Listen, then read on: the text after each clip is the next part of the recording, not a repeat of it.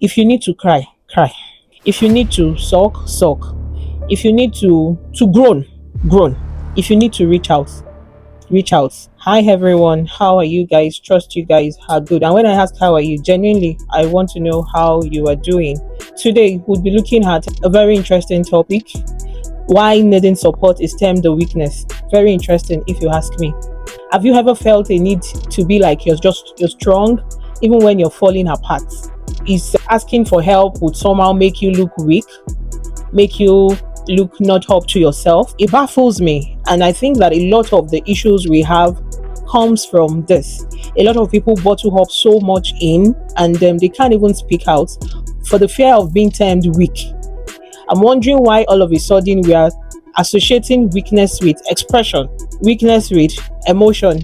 Half of the time, or most of the time, we really can't even understand what we are feeling. Of course, probably it has been triggered by an action, an event, or I was going and I struck my foot against a stone or something like that. But when the emotion comes, whatever you're feeling is usually like a chemical process.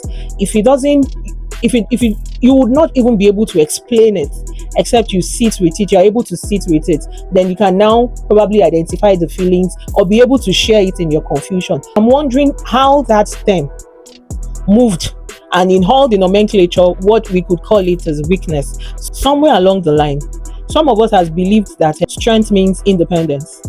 We even go as far as telling the boy, child, don't cry, you're a boy, you have to man up. And we tell the woman, you have to endure. Why are you shouting in labor pain? You have to give birth like the Hebrew woman.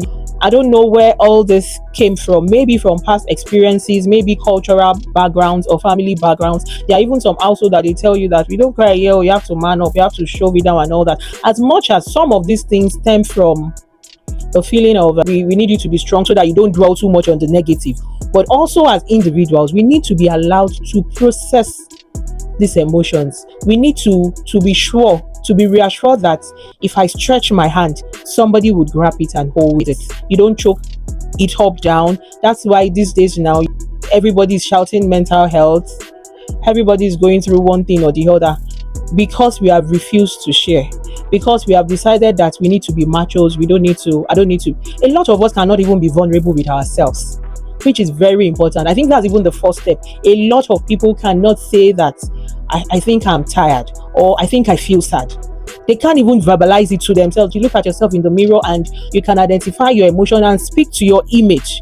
A lot of people won't even do that. Why do you even now, before the other person is even coming to tell you that asking for support is weakness, you have already in your mind decided that even you cannot help yourself. Even you are not being nice to yourself.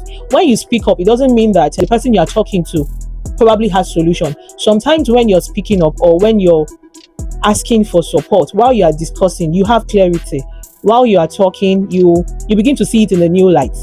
Or maybe the support you require might not even be for anybody to give you any advice. It's just for somebody to hug you, somebody to hold you, somebody to show you that they are in their corner, somebody to sit with you in the dark.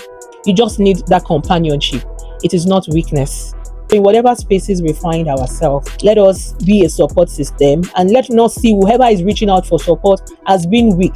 Let us encourage it in our circle, amongst our friends, amongst our children, amongst spouses, in workspaces. Let's create an atmosphere where people feel free to reach out and we don't term it for them as weakness. So then, I'll catch you next time. Bye.